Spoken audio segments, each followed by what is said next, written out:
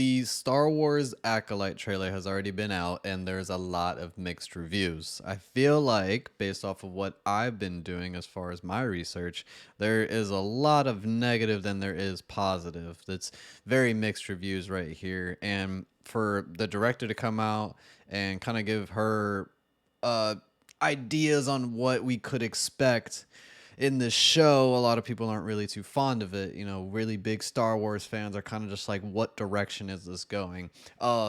Entertainment Weekly posted a video where they kind of quickly interviewed these members of the show, especially the director, and she said something about it was Frozen meets Kill Bill. Frozen meets Kill Bill. I'm curious what that means. What the hell does that mean? I don't know how you can make it kind of make sense, or it kind of confuses a lot of people to understand what idea are you really going with here. Leslie Headland, these are the movies and shows that she has directed. There's not a whole lot here to really look at. There's Bachelorette, Sleeping with Other People, Russian Doll, Cloverfield, which I do remember, About Last Night, which I do remember, Queer of Fear, and American Huckster. Based off of this right here, I don't really know if I really trust the film director, because there's nothing at least Star Wars related, or there's nothing where it's kind of in that realm to where it's like, oh, okay, she's done a project that's similar like that. Maybe we can kind of trust her a little bit. No, it's there's probably going to be a completely different agenda that is going to be presented in this show, and we don't know as Star Wars fans what to expect, because apparently this is kind of changing a lot of the Star Wars canon. So this article on Screen Rant is basically saying how people are kind of divided over the Acolyte trailer and what people are kind of saying that doesn't really make sense, and Disney Star Wars breaks canon again. Let's take a look at this right here. The Sith have been extinct for a millennium. I do not believe the Sith could return without us knowing. What is that?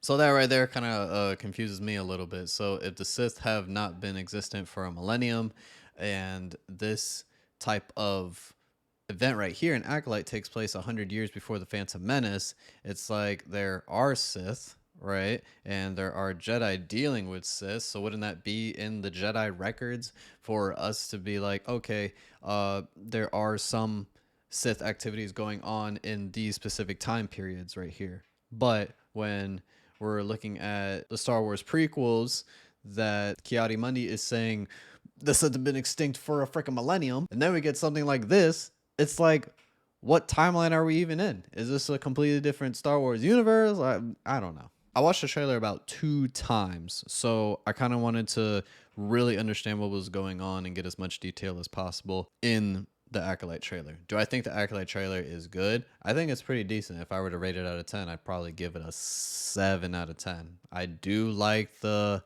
action that was displayed in here a little bit, but how much action are we going to see of that? And also, where's the story kind of going? Is it dealing with Sith problems and there's not really a galactic war going on, more so just strictly Jedi and Sith? There's not this like Republic and Separatist type of thing going on. If it's that, then it's an interesting story to kind of look at, but it all goes down to, is the story going to make even any sense at all? We're also here because I want to read the people's opinions on this Acolyte trailer, so we're going to read some together. What do you see? The comment section being turned off. Yikes. Close your eyes. What do you see? What else I can watch? Wow. If someone at Disney tells kids to close their eyes, it's never a good sign. Jesus. There is like this trend of people saying, what do you see? What do you see? Close your eyes. What do you see? So...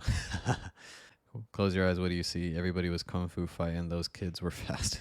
What do you see? 254,000 dislikes to 153,000 likes. Jesus. And the trend keeps going on and on. Let's check Twitter.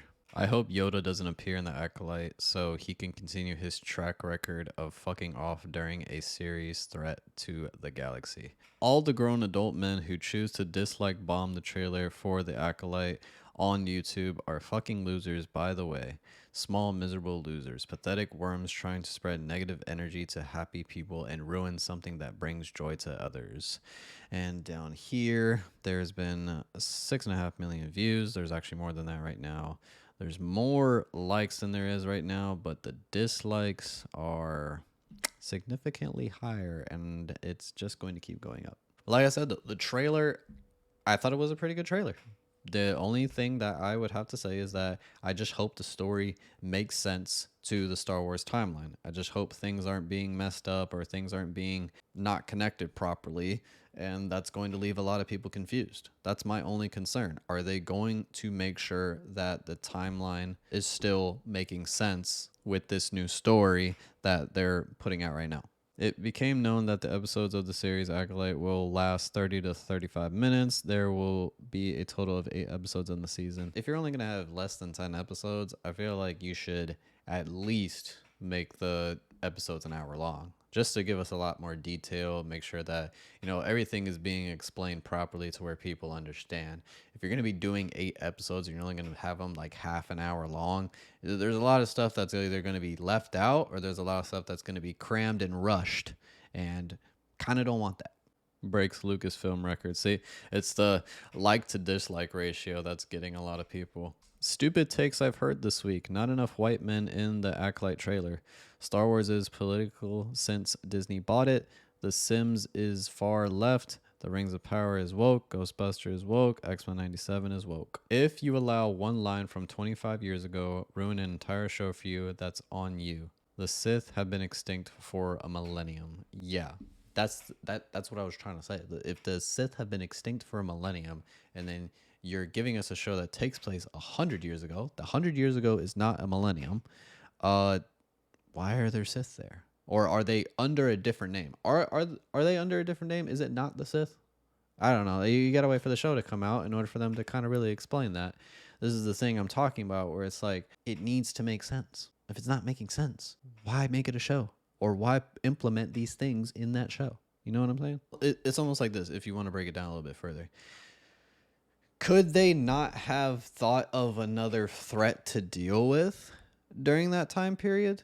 Because if they didn't have another threat to deal with during that time period, then, you know, they had to go with the Sith, because the Sith have always been combating against the Jedi and wanting to destroy them so that way they can take over the galaxy. We understand that. But at the same time, it's like, if in an episode of Star Wars, a movie really, they're saying that the Sith have been extinct for over a millennium, it's like the Jedi didn't have any other threat to deal with during that time period. The Jedi were just living in peace and kind of just going about their time until the Clone Wars happened, where it was like the fight from the Republic against the Separatists. It's like, if there's nothing going on during that time period where for an entire millennium, their only threat was the Sith, it's like, what other problems were they dealing with? Were they just going about their own business? Also, like, what other threat was out there? Wow, I wasn't really paying attention to the Acolyte discourse since the trailer, but Jesus, these guys are a bunch of baby back bitches. It just proves the instance blind biased this weird group of people has against new things in Star Wars. Look, I'm all open for new things to be put in Star Wars, but when you already have certain things established already, and then you're trying to put something new out to change something that was already established, that's where we have a problem. That's where it becomes an issue, because then it kind of contradicts what had already happened. It's like if we come out with a new show or whatever in Star Wars, but it has to do with events from what happened in Revenge of the Sith, but then all of a sudden we're changing certain things that really didn't happen, or it doesn't really connect fully, or just doesn't make any sense at all with, you know, said thing that was already established back in the past. I think that's where people are kind of having a problem with. Obviously, there's other people that are getting pissed off about the woke agenda, this, that, the third. Me, I'm not really looking at that part. I'm just looking at how can the story still make sense with everything else around that universe already established, how can we put that story in to make sure that it is coherent to everything that's already been done in the universe? That's all I'm saying. Leave your honest thoughts down below. What do you really think about the Acolyte trailer? Do you love it? Do you hate it? Do you feel in between? Are you one of the people that disliked the video, or are you one of the people that did like the video? Leave a like on this video also, because it helps out so much, and thanks for watching.